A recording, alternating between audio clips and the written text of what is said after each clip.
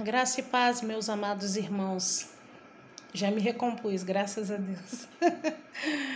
Me recompus do choro. Amém, amados? Estou passando aqui para falar um pouquinho da palavra de Deus, né?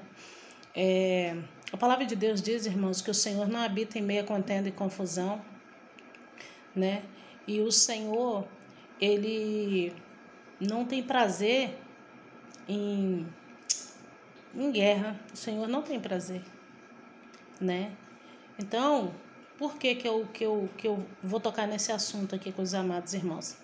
A Bíblia diz assim, que quando o povo de Deus entra no Egito, entra 75 pessoas, a família de Jacó. O povo de Israel é a família de Jacó, que entra no Egito. Com José, que já estava no Egito, mais os filhos e netos de José, 75 pessoas no total, né? E o povo de Deus, ele se multiplica ali dentro do Egito, né? Se multiplica. E quando Deus tira o povo do Egito através de Moisés, a Bíblia diz que sai do Egito mais de 600 mil homens, fora mulheres, crianças e agregados, que somando por baixo aí, ninguém tem a soma exata, mas dá mais de 2.000 pessoas, né? Porque 600 mil homens com esposas e filhos, né? Mulheres e crianças, mais de 2.000 pessoas saem do Egito. O Senhor sempre teve prazer em multiplicar. Desde o princípio da Bíblia, Deus fala primeiro com Adão e Eva, crescer e multiplicar, encher a terra. Depois, quando Deus destrói ali o mundo, quando Deus destrói com o dilúvio, depois a ordem dele para Noé e seus 3 filhos, suas noras e a sua esposa, Deus fala para eles povoar a terra novamente, né? E quando o povo entra no Egito, a família de Jacó, né, Israel, né, Jacó é o Israel de Deus, né? Entra ali no Egito, eles entram ali no total, o povo de Deus, 75 pessoas. E ali o povo multiplica de sobremaneira. Tentaram contra o povo de todas as maneiras. Faraó fez de tudo, né, para impedir de que o povo se multiplicasse, mas o povo de Deus se multiplicou, graças a Deus.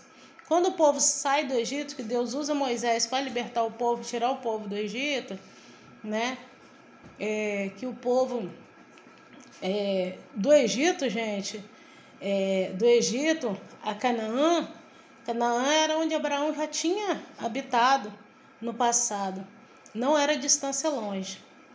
Mas por causa das murmurações do povo, eles ficaram andando ali no deserto, em círculos, né? Porque Deus, ele tem prazer em nos abençoar. Mas quando ele olha e vê a gente murmurando, a gente resmungando, né? Muitas vezes o Senhor permite que se prolongue a nossa prova, né? Não era uma distância tão longa que eles não pudessem chegar na terra prometida que manava leite e mel, que era Canaã, né? Mas eles ficaram no deserto 40 anos por causa de murmurações, né? Eles murmuraram por falta de água, eles murmuraram por falta de carne, né? E vocês imaginam, Moisés à frente daquele povo, aquele mar de gente para ele administrar, né? Eu acho lindo que, estudando esta passagem, a gente vê que Deus sempre foi Deus que falou para Moisés o que o povo estava falando. Deus sempre fez Moisés saber: Moisés, o povo está murmurando, o povo está falando que preferia estar comendo cebola lá no Egito, comendo cebola, do que estar aqui.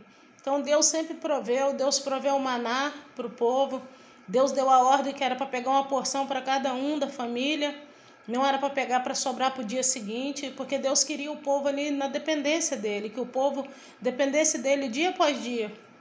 Hoje nós temos a palavra de Deus no Novo Testamento, no qual Jesus Cristo falou para os discípulos: não vos inquieteis, pois, pelo dia de amanhã. Já basta cada dia o teu mal, deixa que amanhã cuide de si mesmo. E lá, naquela época, era essa também a vontade de Deus. A vontade de Deus era que o povo agora soubesse que ele estava no controle de tudo, que eles não eram mais escravos e que o que o povo precisasse, Deus ia prover. Mas o povo sempre vai na contramão da vontade de Deus. E o povo sempre murmurando e reclamando. E por causa dessas murmurações, né, vidas foram sendo ceifadas ali no deserto. Vidas que se rebelaram contra Deus, né? Porque naquela época, quando Deus se irava, Deus exterminava mesmo, né? E vidas foram sendo ceifadas no decorrer desses 40 anos que foram se passando, né? Chega um ponto que só entra na terra prometida depois que Moisés morre, que Josué assume a liderança do povo. A ordem de Deus ali para Josué é que só entraria na terra prometida jovens até os 20 anos de idade. O que a gente entende com isso? A gente entende que esses jovens, se o povo caminhou 40 anos no deserto, essas pessoas que entraram na terra prometida foram jovens que nasceram depois de 20 anos que já estavam no deserto.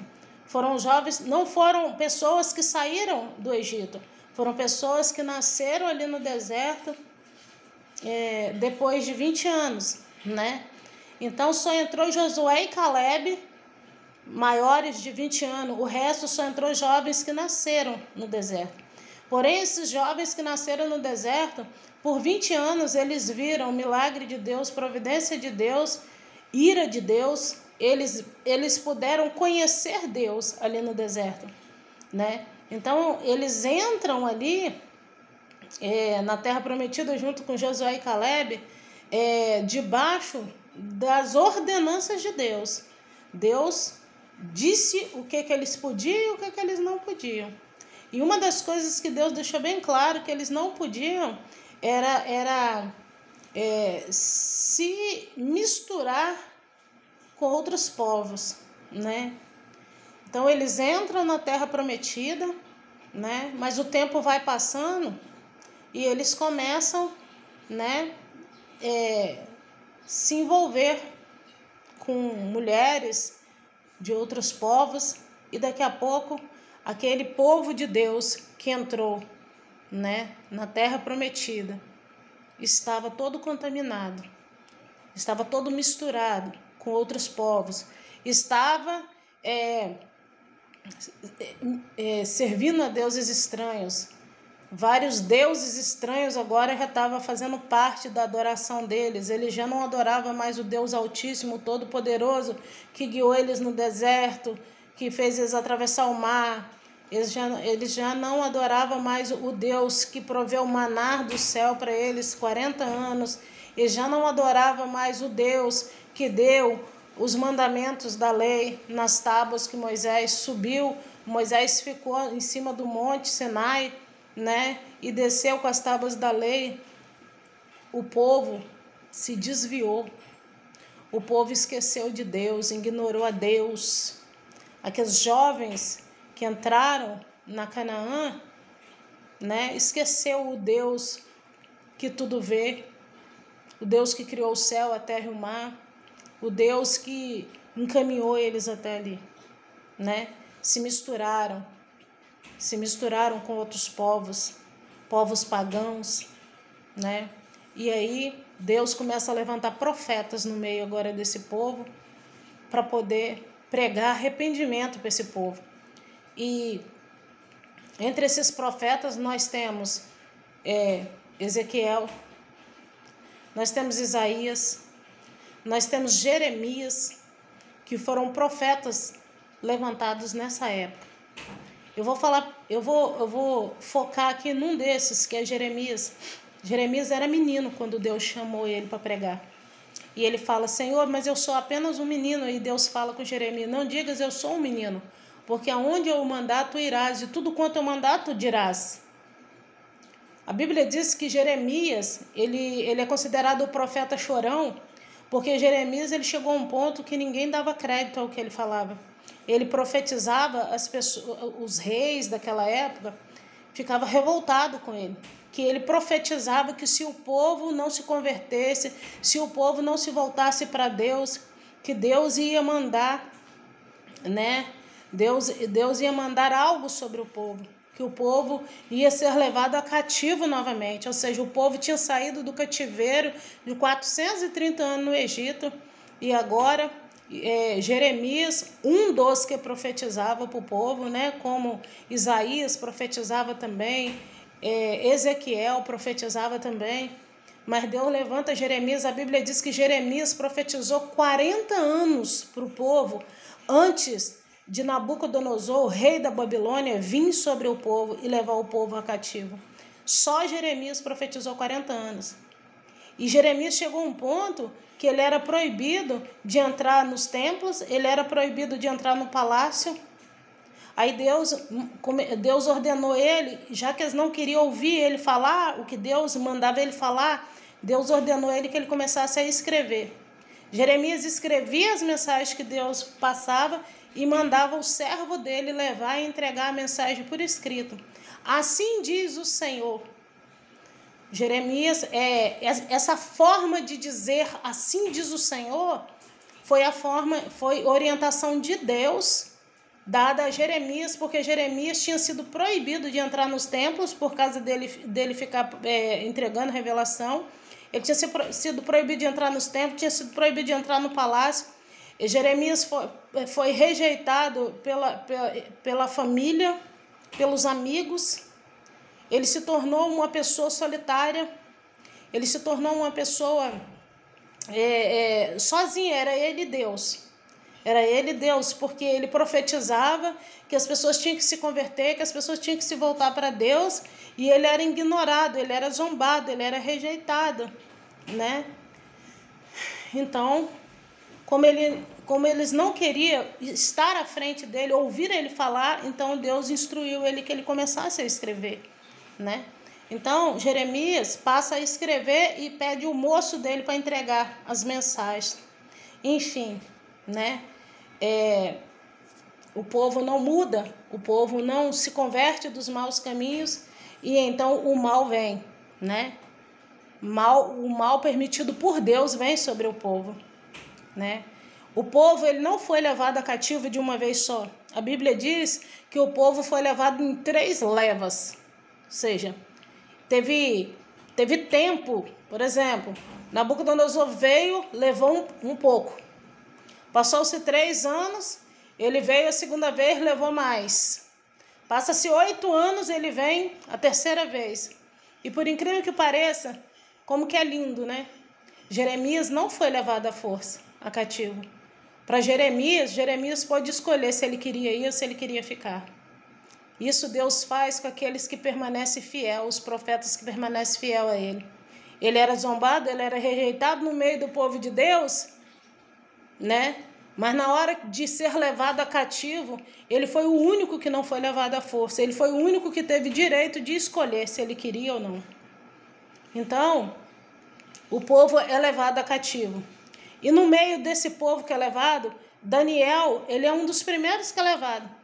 Daniel, Sadraque, Mesaque e Abednego. Mas por que eles são levados? Porque eles faziam parte da nobreza, eles faziam parte da elite. Quando Nabucodonosor veio para levar o povo a cativo, primeiro ele levou aqueles que podiam ter algum significativo lá no governo dele, que poderia ser usado no governo dele em algo importante. Pessoas da elite da época. Ele pegou pessoas da elite. É como se hoje, se os brasileiros fossem ser levados a cativo para outro país, é como se a pessoa que fosse levar os brasileiros a cativo escolhesse primeiro advogados, médicos, pessoas importantes primeiro. Daniel, Sadraque, Mesaque e Abednego foram levados na primeira leva que Nabucodonosor levou. Se eu não me engano, Ezequiel foi na segunda. Mas Deus é tão lindo que Deus deixou profeta lá no cativeiro, no meio do povo, e deixa Jeremias cá. Coisa linda, né, que Deus faz. Ezequiel profetizava lá no meio do povo, Deus mandava Ezequiel profetizar no meio do povo, né? Eu quero focar em Jeremias, mas tem uma passagem que Deus manda Ezequiel falar, Ezequiel chega no meio do povo e fica calado, não fala. Ele não consegue falar tudo que Deus mandou ele falar, é que ele acha que é duras palavras. E Deus sacode e ele fala. Quando eu mandar você falar e você não falar e vir morrer, eu vou requerer de você. Né? Mas eu não quero focar em Ezequiel. Eu quero focar em Jeremias. Para quem acha que eu não conheço a Bíblia, para quem acha que eu não conheço a palavra de Deus, né? Jeremias, ele ainda fica, ele não é levado a cativo. O povo estava lá já no cativeiro, tinha 3 anos. Falsos profetas lá no meio do povo começam a profetizar, dizendo que o cativeiro já vai acabar. Né? O cativeiro já está acabando, já tem 3 anos que nós estamos aqui, o cativeiro já está acabando. Falsos profetas. Aí Deus fala com Jeremias, Jeremias, escreve uma carta e envia para o povo lá em Babilônia, lá no cativeiro. Escreve uma carta lá para eles. E diz assim na carta, Jeremias, edificai casas e habitai nelas. Dê teus filhos a casamento.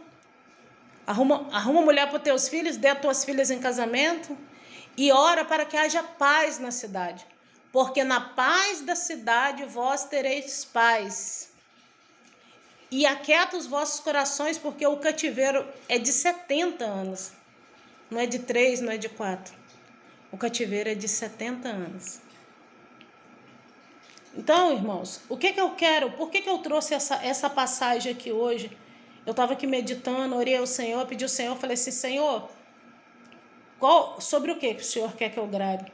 E o Senhor falou comigo, grava que eu não compactuo com violência. Por quê? O nosso país está vivendo uma violência desenfreada. Uma violência desenfreada, né? Tem coisas por vir aí, mas Deus não compactua com violência, Deus não compactua, Deus não habita em meio a contenda e confusão. O que Deus espera de nós é que nós oramos para que haja paz. Porque na paz do nosso país, na paz da governança, nós vamos ter paz. Né? Para aqueles que me criticam, eu estou em propósito de jejum desde o dia 3. Eu gosto de falar que eu gosto, mas também me sinto mal. Porque a palavra de Deus diz que quando nós jejuarmos, que nós não devemos deixar transparecer no nosso rosto. Tampouco nós temos que ficar falando que estamos jejuando. Mas, desde o momento que teve as eleições, que teve a votação, eu entrei em propósito de jejum. Do dia 3 de novembro ao dia 3 de janeiro de 2023. Foi o propósito que eu coloquei diante de Deus. Estou jejuando 7 horas por dia, de 6 da manhã a 1 da tarde. Né? Eu estou orando pela nossa nação. Eu estou pedindo a Deus que Deus venha dissipar as trevas. Que Deus venha tirar o ódio dos corações. Esse espírito sanguinário, esse espírito violento que está sobre a nação brasileira. As pessoas querem derramar sangue, as pessoas querem matar. Eu fui ameaçada de morte. Né? Então, a Bíblia diz assim, orai para que haja paz, porque na paz da cidade vós tereis paz. Foi essa a instrução que Deus mandou Jeremias escrever a carta para o povo. E Deus falou para o povo, ora para que haja paz na cidade, porque na paz da cidade vós tereis paz. Aí vocês imaginam, o povo foi levado a cativo para Babilônia, o povo estava cativo nas mãos do inimigo, mas a ordem de Deus para o povo, ora para que haja paz aí na cidade do inimigo. Ora para que haja paz, porque na paz aí dessa cidade vós tereis paz. E se aquieta aí o coração de vocês, porque o cativeiro é de 70 anos, não é só de 3, não. E sabe por que o cativeiro foi de 70 anos? Deus tinha tirado eles do cativeiro de 430 anos. Né? Deus tinha transformado eles em pessoas livres. Mas a desobediência levou a eles a causar ira no Senhor. E a ira do Senhor fez com que eles fossem levados cativo de novo agora. Né? E aí, engraçado, e eles ficam revoltados quando Jeremias escreve essa carta, eles falam, nossos antepassados que pecaram e nós que vamos marcar com as consequências. Aí, sabe o que Deus fala? Nunca mais eu quero ouvir esse provérbio no meio de Israel. Nunca mais. Aquele que pecar, esse morrerá. Deus falou, os pais não vão pagar pelos erros dos filhos, nem os filhos pelos erros dos pais. Aquele que pecar, esse morrerá.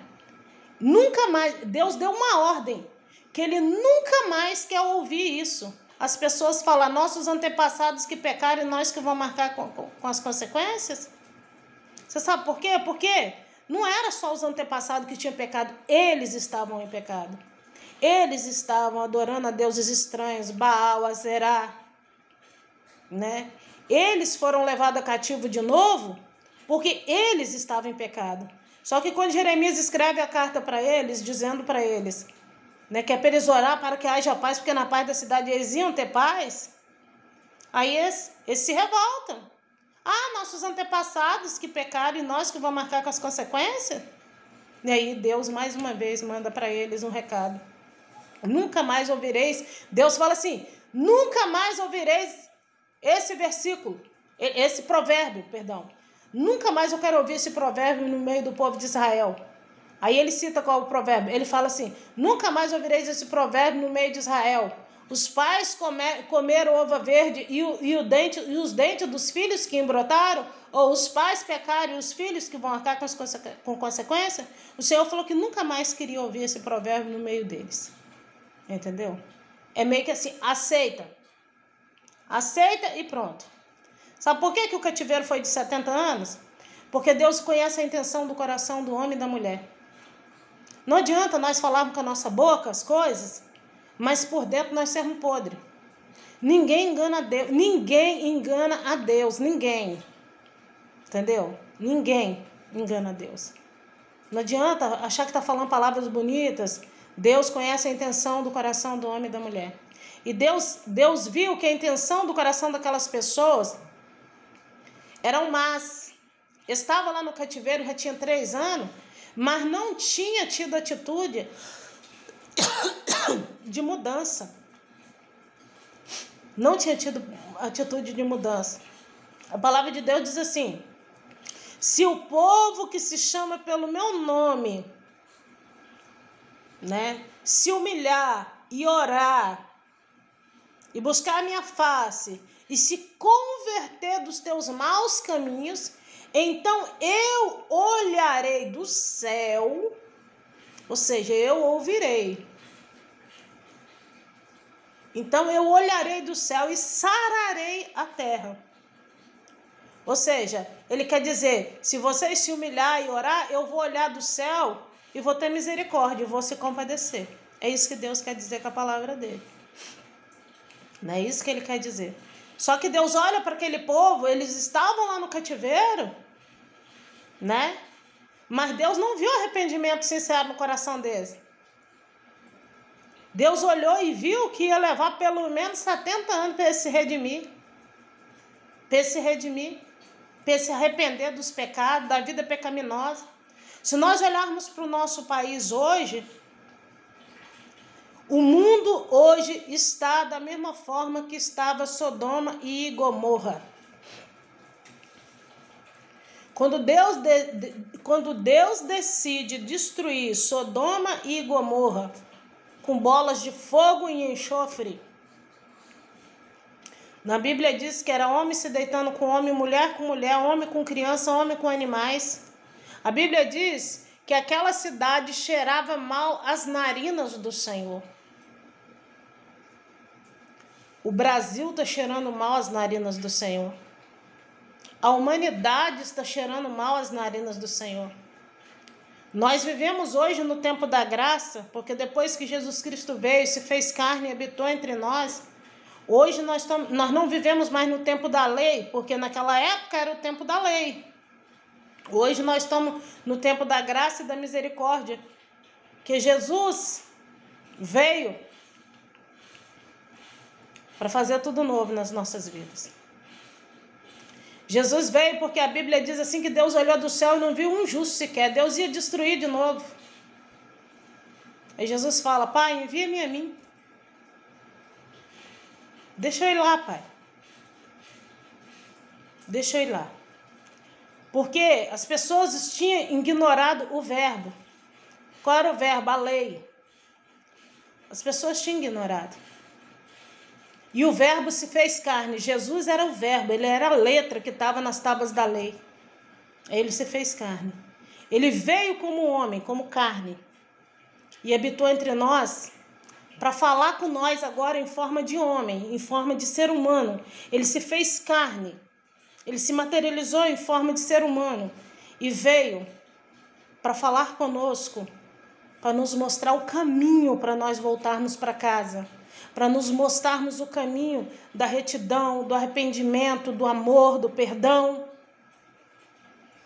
Ele fala: eu sou o caminho. Qual é o caminho? O caminho que vos leva ao Pai, o caminho que vos leva de volta para casa, o caminho que vos leva para Nova Jerusalém, a cidade santa que está preparada para os remidos do Senhor. Ninguém vai ao Pai senão por mim, Jesus Cristo fala. Perdão, eu toquei em mim, mas eu estou expressando aqui Jesus Cristo. Ele fala: ninguém vai ao Pai senão por mim. Eu sou o caminho, a verdade e a vida. Então Jesus Cristo, ele era o verbo que estava na tábua da lei. E o verbo foi ignorado. Então o verbo se fez carne e veio pessoalmente. E ele nos conheceu. Ele nos conheceu. Ele foi 100% homem, 100% Deus. Como homem, ele sentiu as nossas dores, nossos medos, nossos sofrimentos, né? E hoje, Deus não destruiu, vocês sabem por quê?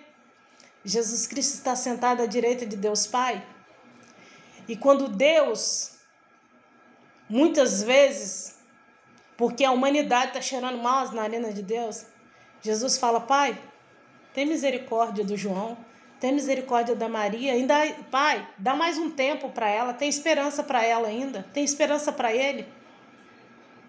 Porque Jesus, quando ele esteve aqui, ele sentiu angústia.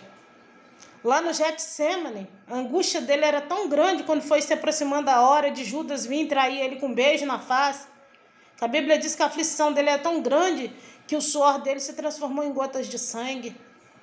Então, quando eu estou aflita, você está aflita, angustiado, Jesus, ele sabe o que você está sentindo. Quando você sente medo, ele sabe. Quando você está sentindo dor, quando você está triste, ele sabe de todos os nossos sentimentos, né?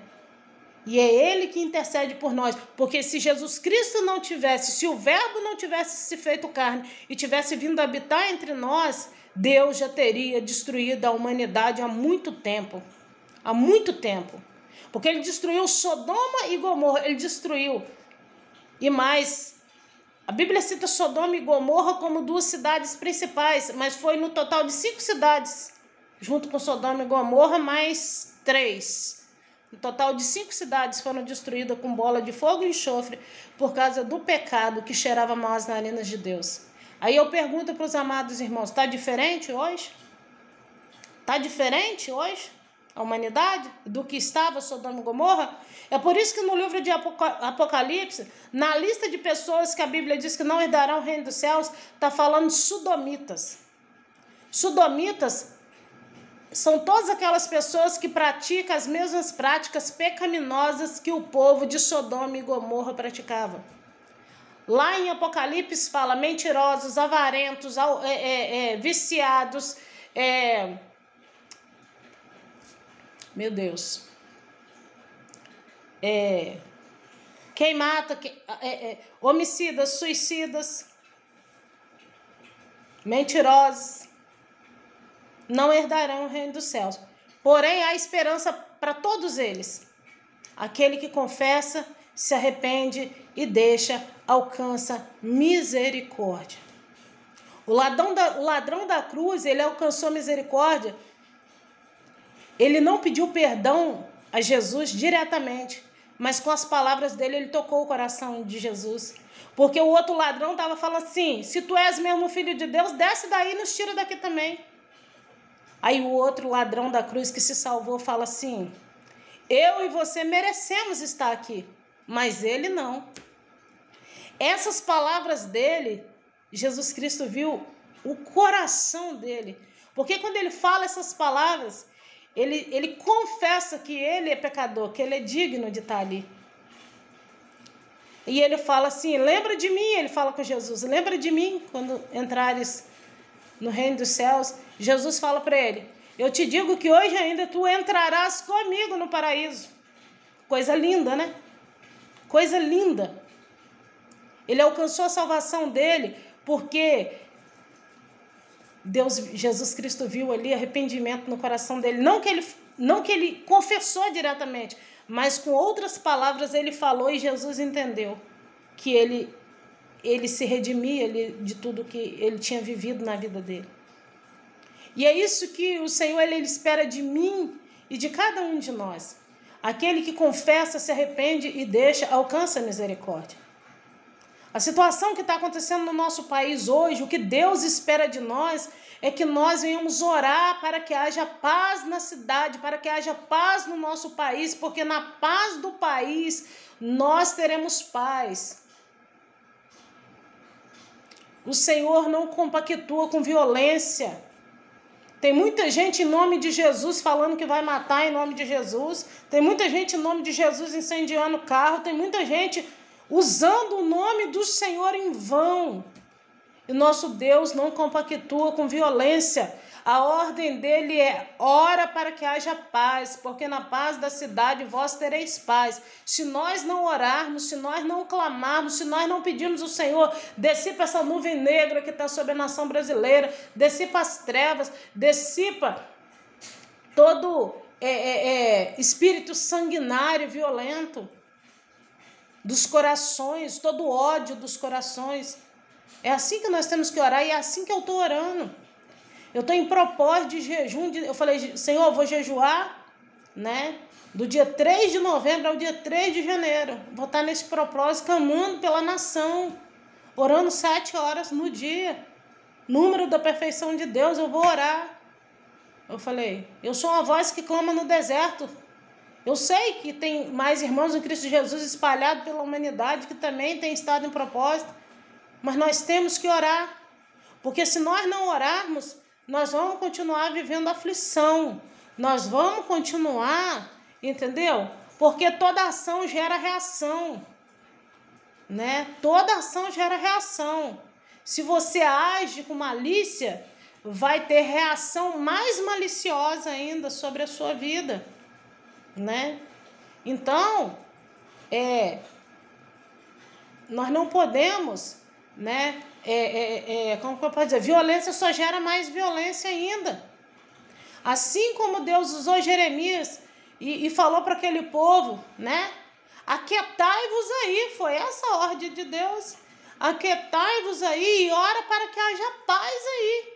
Olha que tremendo isso. Nabucodonosor era inimigo do povo de Deus. Ele era aquele que Deus permitiu vir com um braço forte sobre o povo e levar o povo como escravo. E mesmo assim, o povo de Deus estava escravo no país do inimigo, foi levado para o país do inimigo. E você acha que eles foram levados escravo como? Eles andaram a pé, foram levados andando a pé, muita distância longe, levados escravo para Babilônia, né? Mas a ordem de Deus é tipo assim, se deem por satisfeitos e ora para que haja paz. Mesmo no país do inimigo, vocês oram para que haja paz aí. Porque somente se tiver paz aí no país do inimigo é que vocês vão ter paz. Porque se não tiver paz aí vai estar estreito para vocês. Vocês vão voltar a trabalhar escravo igual quando estava lá no Egito, lá, trabalhando trabalho escravo, né? Então essa foi a ordem de Deus, e Deus deixou bem claro, e aquietai-vos, porque o cativeiro é de 70 anos. Não pensa vocês que já está acabando, não. Gente, não cai uma folha de uma árvore sem a permissão do Senhor, não cai.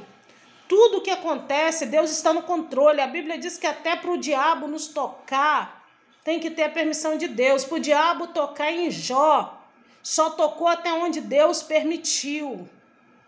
Deus põe limite para o inimigo. O inimigo só vai até onde Deus deixa. E quando Deus quer entregar na mão do inimigo também, ele entrega. Ele entrega. Entendeu? Deus sonda os nossos corações.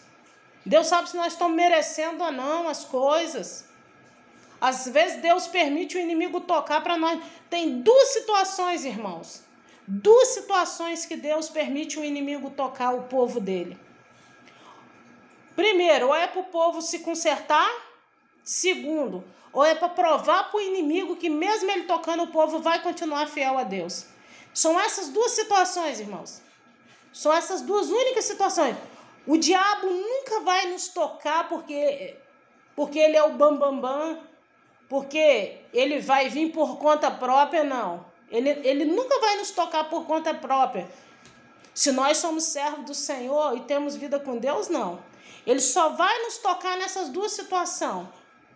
Ou Deus vai permitir ele nos tocar, porque nós estamos entristecendo o Senhor em alguma hora para nos corrigir da parte de Deus.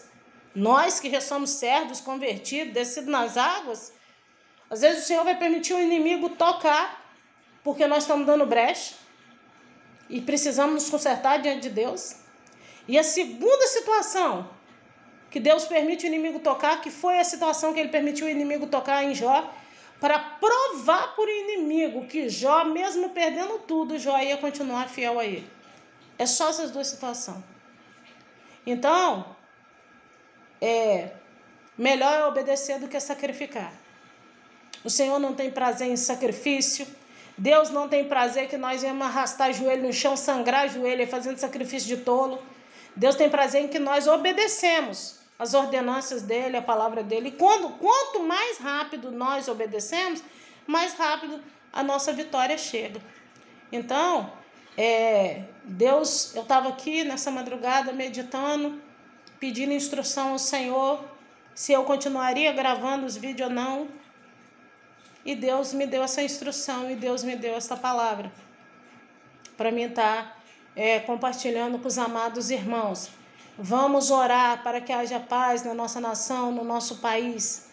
Outra coisa, irmãos, que nós temos que entender, né? As coisas vão estar se complicando mesmo em todos os países, né? Tá tendo alerta aí direto, que é pra gente se ligar que vai vir a época das vacas magras. Tá por vir falta de alimento no mercado, né? E nós sabemos que tudo isso, irmãos, todas essas prévias de notícias que tá por aí, tem que se cumprir para que a palavra de Deus não fique mentirosa. Independente do governante que vai assumir nosso país, que vai assumir outro país, entende uma coisa: a qualquer momento vai ser anunciado o líder mundial. E quando o líder mundial for anunciado, independe do nome que tiver aqui no governo do nosso país, independe do governo que tiver nos Estados Unidos, vai ser aquele líder mundial que vai governar todos os países. Vai ser uma só moeda em todos os países. O que nós estamos vivendo agora é só um provisório. Independente de quem vai assumir, vai ser algo provisório, porque o que está por vir, que está para acontecer, Deus me mostrou, irmãos. Há 3 meses atrás, Deus me mostrou o arrebatamento da igreja acontecendo. No sonho, Deus me mostrava que eu chegava da janela do meu quarto, quando eu olhava para a rua, que a janela do meu quarto dá para a rua. Era como se fosse início de noite, assim. Eu chegava da janela e quando eu abria a janela do quarto, meu esposo deitado na cama, eu olhava e começava a ver os corpos subindo para o céu.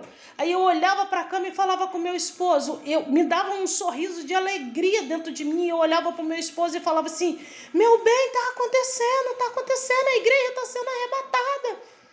E aí eu peguei e acordei. Isso tem 3 meses atrás. Porque a palavra de Deus diz que a igreja não vai sofrer os danos da grande tribulação.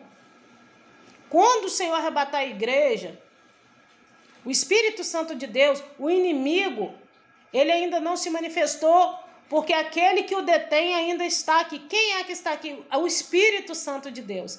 Quando a igreja for arrebatada, o Espírito Santo vai ser retirado também daqui da terra. E Deus vai dar liberdade a Satanás por 7 anos. A Bíblia diz que os 3 primeiros anos e meio vão ser de falsa paz. O anticristo, ele vai chegar administrando todos os países, vai determinar uma só moeda, e na Bíblia diz que vai ser uma falsa paz, vai ficar tudo bem, assim. As pessoas vão estar comendo bem, né? Indo para shopping, comprando carro, vai estar tudo bem. Os 3 anos, os 3 e meio primeiros anos.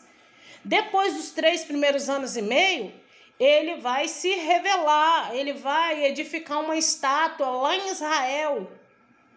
E ele vai se revelar como sendo o anticristo e vai exigir adoração de toda a humanidade que estiver aqui.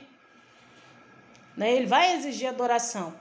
Então, se Deus vai dar liberdade a ele por 7 anos, eu creio, e a palavra de Deus diz que ele ainda não está agindo, porque aquele que o detém ainda está aqui, e quem o detém não é a humanidade que está detendo o anticristo, não. Aquele que o detém é o Espírito Santo de Deus, que não tem deixado ele vir sobre as nossas vidas, porque a partir do momento, irmãos, que Deus arrebatar a igreja, irmãos, no momento do arrebatamento vai acontecer muita catástrofe.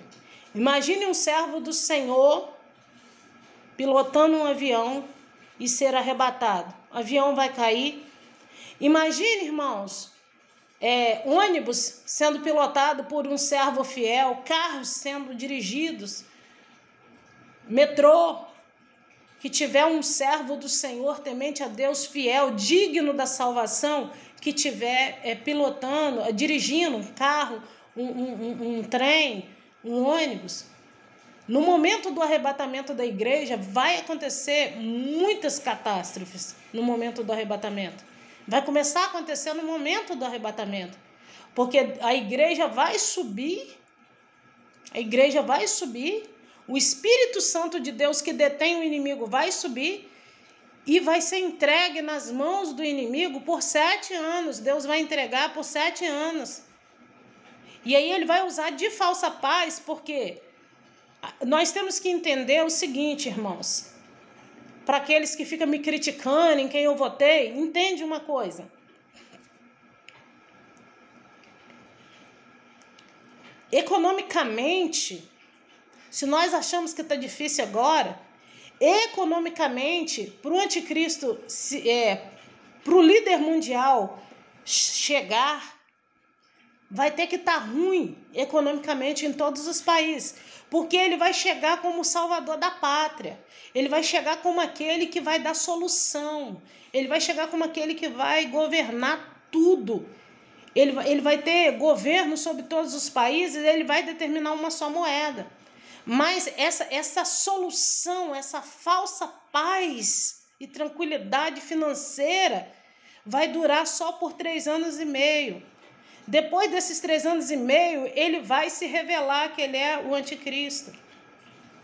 Então, por que eu estou falando sobre isso? Porque talvez muitos vão falar que nada. Sabe nem o que está falando? Sei, irmãos, eu conheço a palavra de Deus. Eu conheço a palavra de Deus, né? Então, nós temos que orar para que haja paz, independente de quem vai assumir o governo, nós temos que orar para que haja paz. E temos que estar, irmãos, o povo está focado em Lula, em Bolsonaro. Nós temos que estar ligados que está por vir coisas terríveis, irmão. Nós temos que estar nos preocupando com a nossa salvação. Nós temos que nos preocupar em ser arrebatados, irmão, e não em ficar aqui.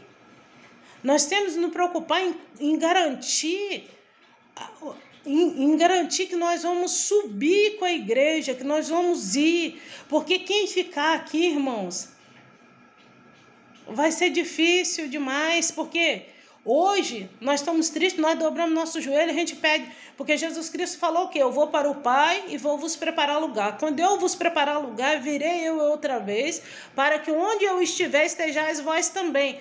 Mas eu não vos deixarei órfãos, eu vos enviarei o Consolador, que vos instruirá em todas as coisas. O Consolador é o Espírito Santo. Hoje nós temos o Espírito Santo. O Espírito Santo, ele é a Trindade Santa. Ele é Deus, ele é Jesus e ele é o Espírito Santo.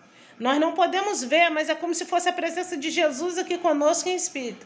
Quando nós dobramos nosso joelho chorando e apresentando situações, o Espírito Santo, ele recebe a nossa oração e intercede por nós com gemidos inexprimíveis. Ele que leva a nossa intercessão a Jesus e Jesus a Deus Pai. Quando o Espírito Santo for tirado daqui, a humanidade que ficar, vai ficar desprovida, sem ter para quem correr, não vai ter mais o Espírito Santo para ouvir o seu clamor, ouvir a sua oração. O céu vai estar de bronze. Por 7 anos, Deus vai deixar o inimigo agir. Então, nós temos que nos esforçar, nós temos que nos santificar, nós temos que confessar. A palavra de Deus diz que aquele que encobre as transgressões nunca prosperará, mas o que confessa e deixa alcança a misericórdia. A palavra de Deus diz também que muitos vão chegar diante do Senhor, mas eu preguei o evangelho em teu nome, eu expulsei demônios. Ele vai falar assim: apartai-vos de mim que eu não vos conheço, porque cometeu iniquidade. Sabe o que é iniquidade, irmãos? É pecado consciente não confessado. É porque tem muitos líderes religiosos, né, que cometem pecado, porque quando a Bíblia diz que vão chegar diante do Senhor e vai falar: expulsei demônio em teu nome, preguei teu evangelho, está falando de liderança. Por quê? Eles cometem pecado sabendo, pecado consciente, iniquidade é pecado consciente não confessado. Aí Jesus fala assim, e vão dizer assim: mas expulsei demônio em teu nome, preguei teu evangelho. Ele vai falar: apartai-vos de mim que eu não vos conheço, porque cometeu iniquidade. Pecado consciente não confessado, né? Porque tem tantos líderes religiosos aí enriquecendo, comprando coberturas, comprando fazendas com não sei quantas cabeças de gado, tudo com dinheiro de dízimo e oferta. As ovelhas às vezes precisam de uma cesta básica e eles não têm para ajudar. Teve pessoa que veio falar comigo: meu pastor foi na minha casa porque eu não estava entregando o dízimo. Ele falou que se preciso for, que eu tinha que vender alguma coisa de dentro de casa para entregar o dízimo. Isso é certo, irmã Neuzi? Eu falei: lógico que não. Se você está desempregado, não está trabalhando, você vai desfazer de alguma coisa dentro de casa para entregar dízimo na igreja? Ela: ai, que bom que eu vim conversar com você, porque eu estava chorando lá dentro de casa, pensando o que é que eu ia vender para poder entregar. Pastores prostitutos, pastores estrupadores, pastores ladrões, pastores agressores que agridem esposas, que arrancam sangue nas esposas. Pecado consciente, iniquidade. E não vão herdar o reino dos céus. E o Senhor vai falar: apartai-vos de mim que eu não vos conheço, porque cometeu iniquidade. Então, nós temos que já se arrepender dos nossos pecados, confessar e deixar. Porque também não adianta a gente ficar com safadeza. Eu falo assim: pede perdão hoje e amanhã tá pecando de novo. Nós temos, irmãos, Jesus Cristo, todas as vezes, quando a mulher ia ser apedrejada lá, adúltera, aquele monte de homem foi diante de Jesus e iam matá-la apedrejada. Jesus falou: aquele que não tem pecado, atira a primeira pedra, né? Todo mundo foi largando as pedrinhas e se mandou. Ele falou assim com ela: onde estão aqueles que te acusam? Ela olha e não vê ninguém. Ele fala com ela: vai e não peques mais. Nós temos que pedir perdão ao Senhor e vigiar para não errar mais. Não adianta. Você comete um erro hoje, pede perdão ao Senhor, amanhã você está no mesmo erro. Aí se torna um pedido de perdão sem vergonha. Aquele que confessa, se arrepende e deixa, tem que deixar, alcança a misericórdia. Então nós temos que deixar as práticas pecaminosas. Porque quando Jesus vier buscar a igreja, só vai subir os verdadeiros adoradores. Só vai subir aqueles que servem o Senhor em espírito e em verdade. A Bíblia diz assim, estarão 2 no campo lavrando, um vai ser levado e o outro vai ficar. Estarão 2 moendo no moinho, um vai ser arrebatado e o outro vai ficar. Estarão 2 na cama dormindo. Está falando do marido e da mulher. Porque muitas vezes num casal, um está firme na presença do Senhor e o outro não está. Marido não vai subir agarrado nas pernas de mulher, mulher não vai subir agarrado na calça de marido, filho não vai subir agarrado na perna de pai e mãe. A não ser as crianças inocentes, das crianças pertencem ao reino dos céus. Eles já têm a salvação garantida, os inocentes menores de 7 anos.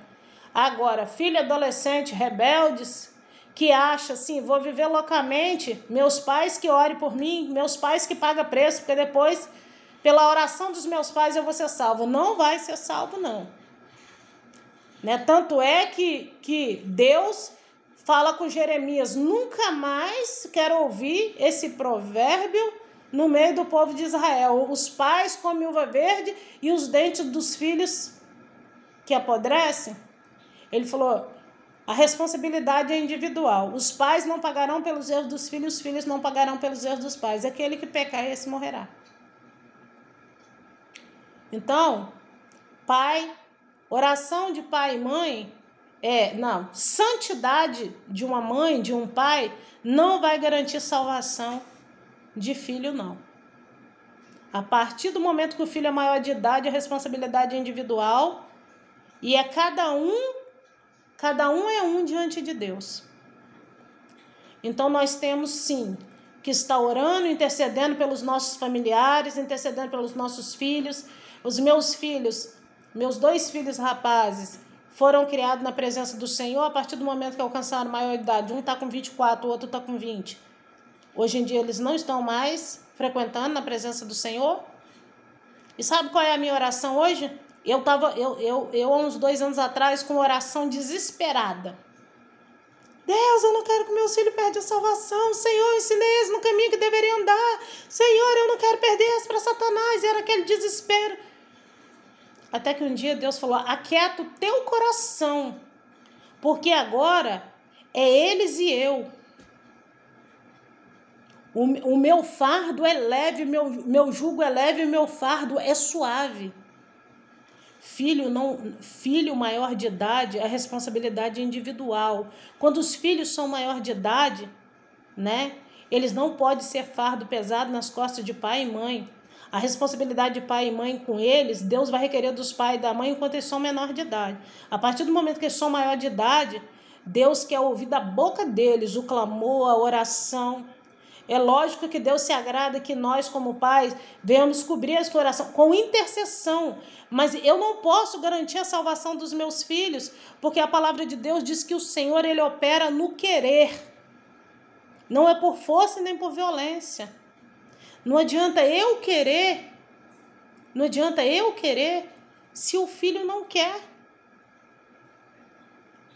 Deus está mandando eu falar aqui através desse vídeo que tem mães aflitas, desesperadas por causa de filho. Deus fala assim para você, se você fez a sua parte, se você ensinou no caminho que deveria andar, aquieta o teu coração agora. Só entrega nas mãos do Senhor. Porque hoje a minha oração para os meus filhos é assim, Senhor, encontra com eles no caminho como o Senhor encontrou com Paulo. Não deixe eles partir sem salvação. É esse o meu pedido para o Senhor. Eu não fico brigando, eu não fico cobrando, né? Eu não fico exigindo que eles tenham que ir para a igreja. Não, eles conhecem a verdade. Eles conhecem. Eu só falo assim, Senhor, encontra com eles no caminho. Tenha um encontro com eles. Faz eles saber que o Senhor é Deus, que o Senhor está com saudade deles na tua presença. É só essa minha oração. Nós não podemos viver com aflição de espírito, chorando todo dia, desesperado.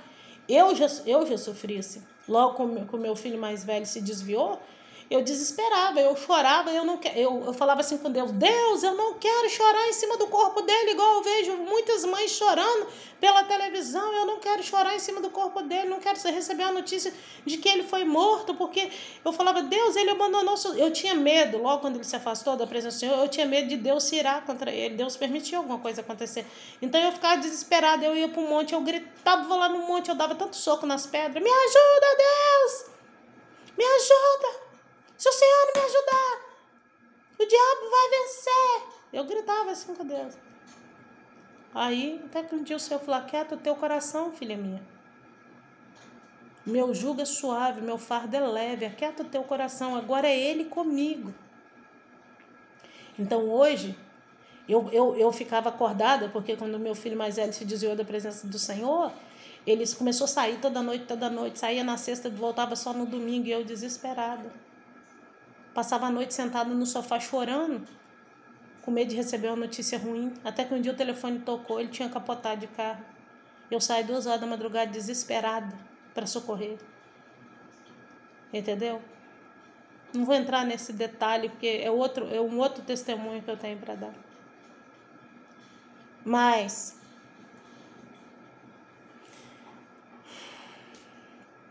descansa no Senhor, minha irmã, que está vendo esse vídeo, que está desesperada, com medo dos seus filhos perder a salvação. Para quem não ensinou os filhos no caminho que devem andar, tem que estar preocupado. Se você não obedeceu a ordenança do Senhor, a palavra de Deus diz, ensina teu filho no caminho que deve andar, para que quando crescer do caminho não venha se desviar. Se você ensinou, aquieta o teu coração, que a responsabilidade agora é individual. Deus não vai requerer mais de você, você já fez a sua parte. Descansa no Senhor, confia nele. Agora, se você não tem ensinado teu filho no caminho que deve andar, eu te aconselho. Corre. Apressa-te. Ora. Põe a boca no pó. Talvez ainda haja esperança. Vamos orar. Vamos interceder sem aflição. Vamos interceder pelos nossos familiares. E vamos nos consagrar. Vamos nos preparar. Vamos estar preparados. Porque a qualquer momento o Senhor está vindo buscar a igreja. Porque Ele já me mostrou o arrebatamento. Ele já me mostrou. Eu chegava da janela do meu quarto. Na visão que Deus me dava, era como se fosse por volta de umas 6 horas da tarde. Né? Quando a Bíblia diz assim que uns estarão no campo, outros estarão na cama dormindo, é porque existe fuso horários diferentes de países. Vai ter países que quando acontecer o arrebatamento da igreja, vai ser de dia, vai ter pessoas no campo lavrando. E vai ter países que vai ser de noite, vai ter pessoas na cama dormindo. Quando Deus me mostrou, era como se fosse início de noite, estivesse começando a escurecer. E eu olhava e via, eu chegava da janela do meu quarto e via. E eu olhava para o meu marido, isso há 3 meses atrás. Eu olhava para o meu marido e falava, meu bem, está acontecendo o arrebatamento da igreja. Está para acontecer, irmãos, a qualquer momento. Porque a igreja não vai sofrer os danos da grande tribulação. Irmãos, eu vou encerrar o vídeo por aqui. Vai dar 60 minutos já de vídeo. Eu quero agradecer aos irmãos, desde já, que assistirem esse vídeo aqui. E quero dizer para os irmãos que vamos ficar firmes na rocha que é Jesus Cristo. Vale a pena ser fiel, como diz o louvor da Lauriette, vale a pena ser fiel. Vamos permanecer fiel, porque existe uma cidade santa preparada para os remidos do Senhor.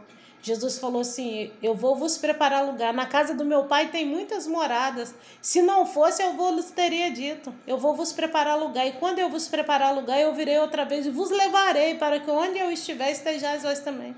Jesus está preparando o lugar, já preparou, está preparado o lugar para nós na Nova Jerusalém, a cidade santa, que está preparada para os remidos do Senhor. Então, irmãos, vale a pena permanecer fiel ao Senhor. Vale a pena se arrepender, confessar e deixar a vida pecaminosa. Vale a pena nos esforçar. Eu sei que nós somos falhos, estamos sujeitos a errar, estamos sujeitos a pecar. O que nós não podemos é permanecer no erro e nem encobertar os nossos erros, né?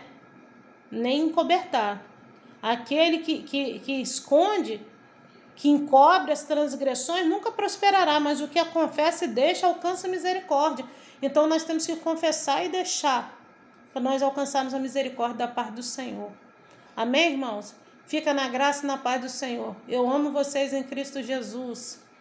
Vamos orar uns pelos outros.